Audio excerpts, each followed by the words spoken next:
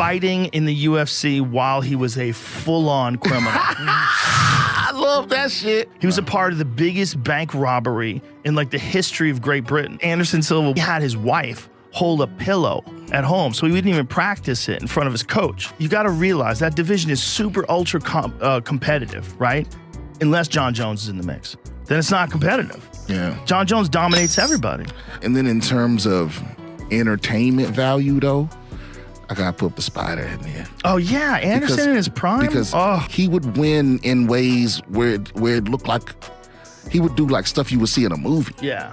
Well, he did an upward elbow. You want to hear this crazy story? There's a crazy thing that he saw in like an Ong Bak movie where it's a step forward to the side, upward elbow. And he kept telling people that he was going to knock this dude out with an upward elbow. And his trainer was like, hey, man, you got to stop fucking around. Like, don't try to do stupid shit like that. Stick to the game plan. You're fighting a tough guy. And so he had his wife hold a pillow at home, so he wouldn't even practice it in front of his coach. So he would go home and have his wife hold a pillow, and Anderson would step in, blap, step in, and he's stepping in with this crazy elbow. And then he decided he was going to use it in the fight. Check this out. Watch this. Oh, my God. I mean, that's how good Anderson Silva was. What is his trainer saying after that? Well, his trainer probably went, fuck. You know, you only see a guy like that once in a lifetime. Fazia 100 cotoveladas dessa.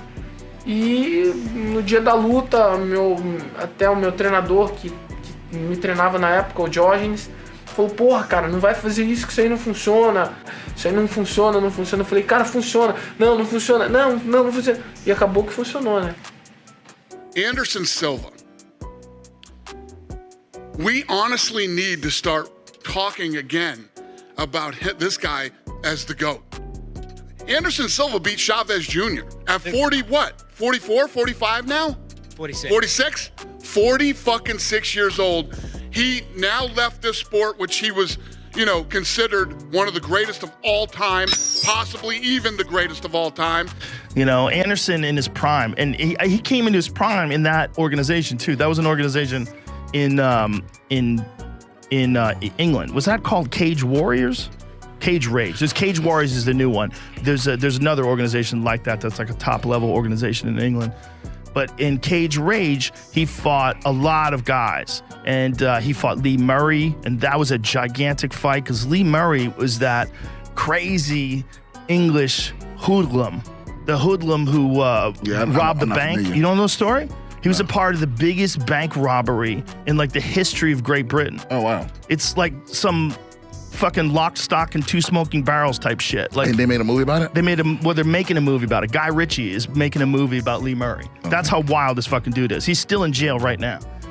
There's like, I think they stole like $80 million, something crazy like that. But these guys had like full-on tactical gear, fucking machine guns, like the whole thing. UFC fighter Lee Murray who robbed a bank for $90 million.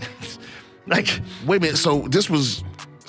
Wait a minute. So he robbed the bank and was fighting in the UFC. He was fighting in the UFC while he was a full-on criminal. I love that shit. I mean, a full-on criminal. That's real outlaw. Like, how can you be? See, that's the kind of shit you were talking about. Yes. With John Jones. Wildness. Like, where it's this isn't enough. This is not enough adrenaline.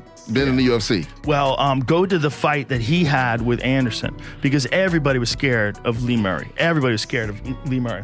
Anderson pieced him up, man. Anderson toyed with him. He played with his food. This is in the UFC? No, this is in Cage Rage as well.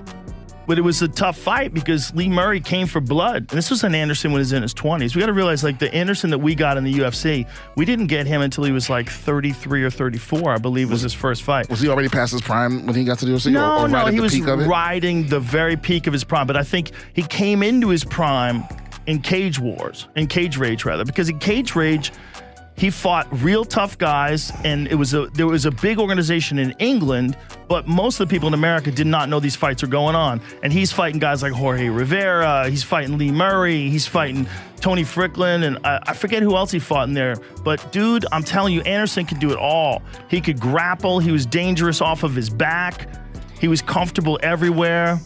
And Lee Murray was an animal. Go a little further in the fight when you see when Anderson starts destroying his legs. So somewhere towards the end of the fight, like the last round, Anderson's like just chewing on his legs. There it is. And he just did that over and over and over again, and Lee was in real trouble. Like, you get into a position like Lee's in right now where that left leg just doesn't work anymore. Bruh, yeah, I'm sure you've gotten kicked in the leg. That shit is no joke. Oh, it's horrible. And to have a guy like Anderson kick you in the leg, shit. And he's doing it right now, and he just used his Muay Thai. He was a Muay Thai wizard, a technical wizard. And just, again, these guys that are at the top of the heap, they're so creative, and they're so explosive, and they're so wild. Like, they could take these chances in the heat of a gunfight, and they find these openings. And Anderson used to find them in these spectacular highlight reel ways, like that front kick that he hit Vitor in the face with. Yeah. Like, Jesus. Always, his highlight reel might be like the most entertaining of anyone, right? The knees to Rich Franklin, where he just broke his whole face. And the closest thing we saw to that was when John Jones started doing that kind of shit. Yes, in a different way. John was more, it was a lot of smashing people on the feet, but it was more the wrestling and the destruction once you get a hold of you, whether submissions or a ground and pound. Yeah, he very violent. Like, you could just feel the intentions were like, I'll crush your skull. Yeah, that's how good John Jones is. Yeah, I love watching him fight. Bro, there's that division, you got to realize that division is super ultra competitive, right? Unless John Jones is in the mix. Then it's not competitive. Yeah. John Jones dominates everybody. You know, the type of people that, that's a scary motherfucker. Does that sort of almost reinforce this idea that you could do anything you want, and then, man, imagine if I trained next time, if it's someone big, I'll train. Like, yeah. So I have this, I'm going to share something with, I'm not sure if I've ever shared this with anyone else before, but I had this crazy thing that I would do where I would party 1 week before every fight. And I did it throughout my whole career. And this was stupid, but it was this mental crutch that I had. I literally would, 1 week before every fight, I would go out and I would get blacked out wasted. And my logic was, if this guy were to beat me somehow, I can look myself in the mirror and say that, well, I lost because I got hammered the week before the fight. So it was a built-in safety net. It was a safety net. Yeah, exactly. So I did it my whole career. I would go out and get hammered 1 week before every fight. Have you ever worked with a sports psychologist? No, but now I don't. My Oven St. Preux fight was the first fight that I did not do that. It was my worst performance. So I don't think it was your worst performance. I think you were very unjustly criticized for that fight, because I think Oven St. Preux is a very tough guy. He's a very difficult fighter. He's very strong. He's got a brutal left kick. Yeah. He's athletic. He moves well. I believe it was a good performance, but it was still my worst performance. There's a lot of scary motherfuckers in the UFC, but they're nice people. Most of them are really nice. Yeah. You know, like, those are the kind of people that you have to apologize to. Yeah, you have to. Yeah. But most of them, you know, they're just, this is what it is. I mean, it's an insane sport.